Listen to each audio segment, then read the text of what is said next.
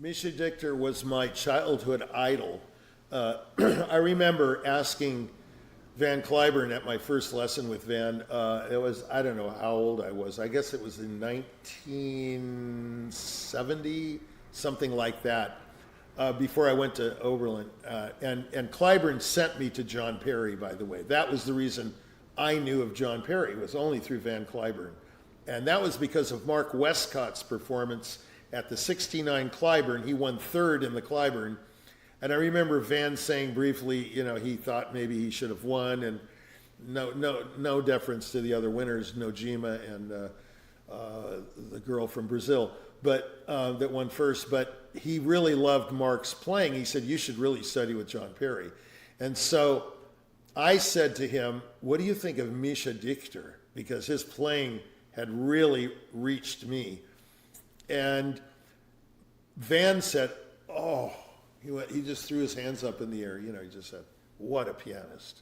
You know, Dichter to me represents so many things. I remember hearing him first play Bartók Third Concerto at the Chicago Symphony Ravinia Park Festival with Ischerstedt, and it was absolutely stunning.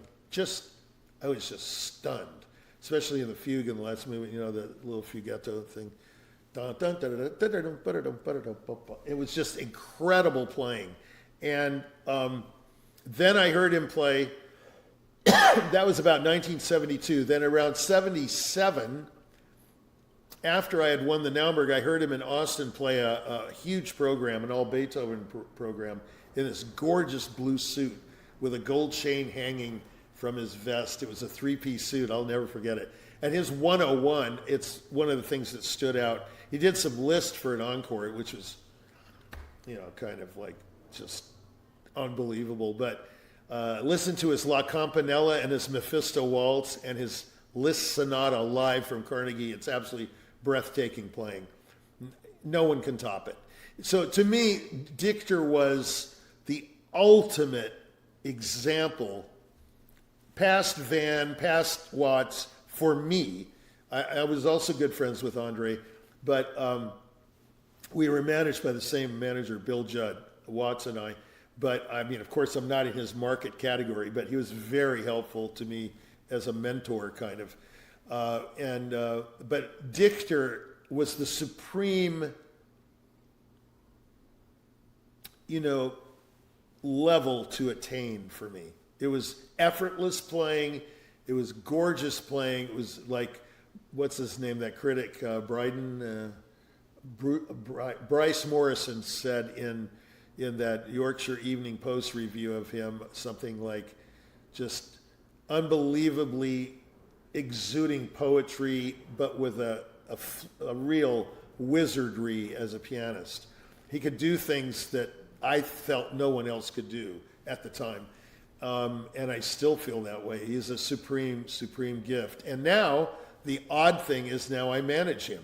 So this is why I've combined them, because 2 weeks ago he celebrated his 80th birthday at the Barge with a great program of Brahms F minor sonata. The next day he did Prokofiev's Seventh, which didn't get recorded, and F sharp Polonaise, and he did a Polonaise by Beethoven. Very interesting program, and some mazurkas. And we have some snippets of it for this show. And I just feel I'm very attracted to Misha Dichter's playing, and he's like a standard for me, and always has been. Oh, I just met him recently at a party with Gerard Schwartz. We went out to dinner. I just went to New York a couple of weeks ago, and this is the first time I met him. We hugged each other, and it was really something. You know, it's like when you hug somebody that you've admired for it's like going up to Anthony Hopkins and hugging him. You know, it's like it's pretty kind of devastating in a way. You know, you just go, I can't believe I'm touching this person, you know. So, you know, it's as a kid you just idolize certain people, you know, and Cliburn was one, and you know, I also had a great affinity for Gilel's playing. I met him once too. It was an interesting meeting. We can talk about it another time. But Dichter was so nice and so humble, and he always, I say, how do you do that? He says, a lot of practice, and that's his answer to everything, is a lot of practice. I know someone else that says that too.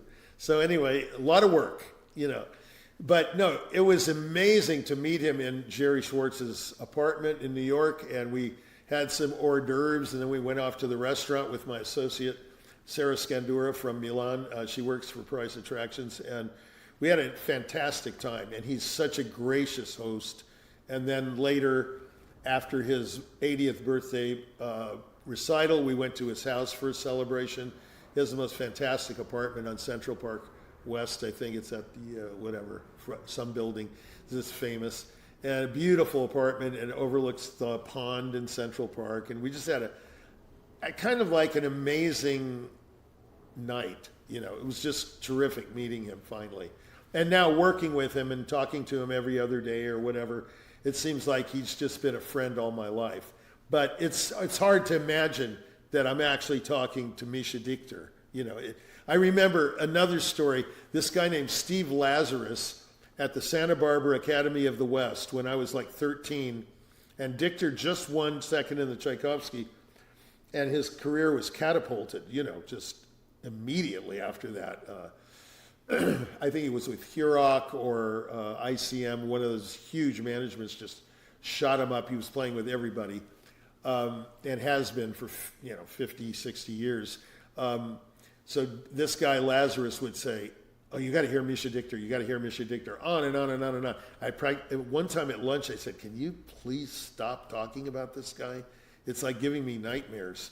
It was always Misha Dichter and Albert Serko, his teacher, because Lazarus studied with Serko, and so he would talk about Serko and Dichter, like constantly.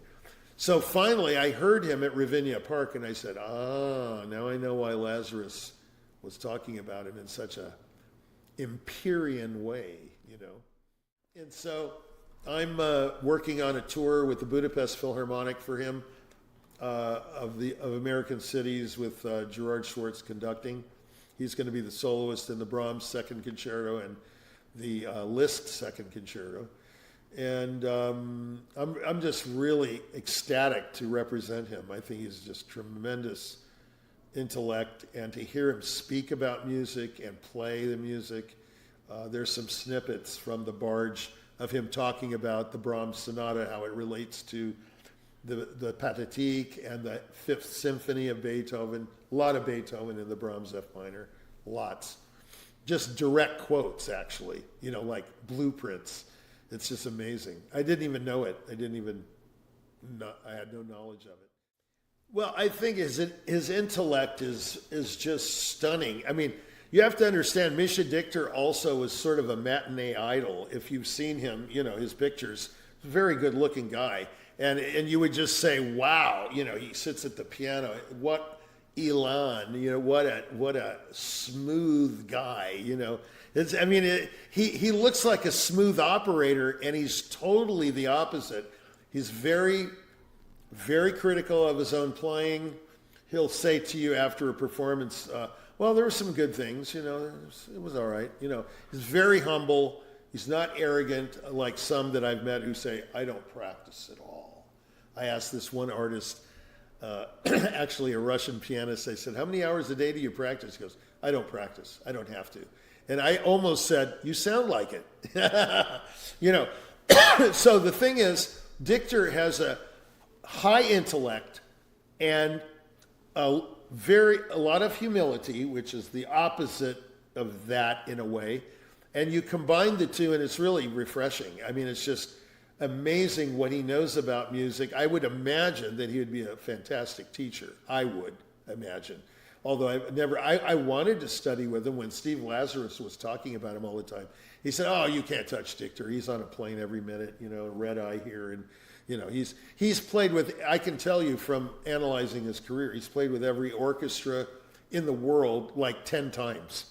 You name it, Atlanta, Concertgebouw, what's the Munich he's recorded with the ex-conductor of the New York Phil, what was his name? Masur, Previn, both Liszt concertos with Pittsburgh. I mean, he's just done everything. He's done the, Rhapsody in Blue with the Boston Pops. He's also recorded it with another European orchestra.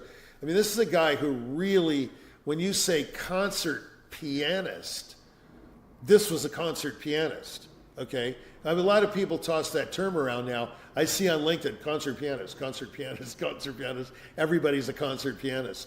And I'm thinking, do you really know what that term means? This guy was a touring pianist.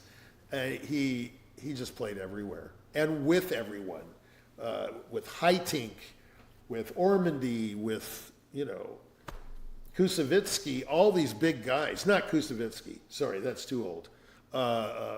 Steinberg, Leinsdorf, these kinds of names, and others, big. The bio could justify landing on the moon, I mean, it's like, that's the kind of bio you want for a guy to land on the moon, you'd want to put a pilot up there that had that kind of a bio, or astronaut, I should say. Yeah, you could call Dichter the astronaut of pianists. I prefer to call him poetic piano wizardry. That's my tagline for him. As a marketer, I know someone doesn't like that. They prefer something more traditional. But my tagline in it is poetic piano wizardry. He is a wizard. I can prove it too.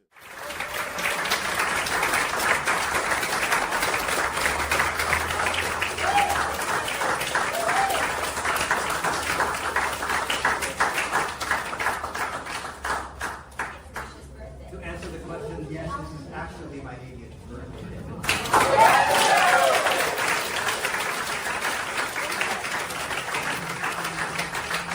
How does it feel? Well, yesterday I took the subway here because of the new venue. It was a different stop, so I was lost up at the exit to J Street. I was going in circles for GPS. I was not really moving the right way. I saw a policeman there. So I said, "Can you please just point me in the direction of Brooklyn Bridge Park?" And he said, "It's very far." That's how I look. So the extraneous things define how you look, I guess, but they don't how you feel. It's great. So I feel like playing Beethoven and Brahms for you today. And I'll begin with a Beethoven Polonaise. That's not a misprint. Beethoven wrote a Polonaise in 1814 for probably purely mercenary reasons. There was a Congress of Vienna where the Tsar of Russia was meeting with Prussian leaders to decide how to divvy up Poland. Does this all sound familiar? It's unbelievable, 1814. But there are many conjectures about Beethoven's intentions for having written a Polonaise. Was he favoring either side of the negotiations because it was about Poland? No, it was much simpler than that. He wanted to he dedicated to the wife of the Tsar. The Tsar married his wife when she was 14, that's another story. Dedicated to the wife of the Tsar to remind the Tsar that he had not paid Beethoven for the 3 opus 30 violins that he had written prior to this event. So the Tsar paid up for those violin sonatas and the Polonaise. So he was all paid up. And that's as political as it got. Beethoven's C major Polonaise.